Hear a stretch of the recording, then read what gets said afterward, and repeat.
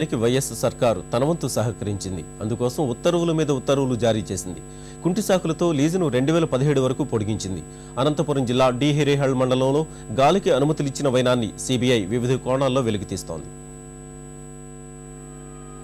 గాలి అక్రమ తవ్వకాల వ్యవహారం సిబిఐ దృష్టికి రాకపోతే ఓబుళాపురం గనులోని 3 ఇనుము మరింత దోపిడీకి గురయ్యేదే. 2004 నుంచి అడ్డగోలుగా దోచుకున్న గాలి జనార్దన్ రెడ్డికి 2017 వరకు ముడి ఇనుప ఖనిజం తవ్వుకునేందుకు వీలుగా వైఎస్ సర్కార్ జీవో జారీ చేసింది. కర్ణాటక ఆంధ్ర సరిహద్దుల్లోని అనంతపురం జిల్లా డి హిరేహళ్ల మండలం ఓబుళాపురంలో ఉన్న ఈ గనుల లీజును 1964 ఆగస్టు నెలలో ప్రభుత్వం తొలిసారిగా ప్రైవేట్ వ్యక్తులకు మంజూరు చేసింది.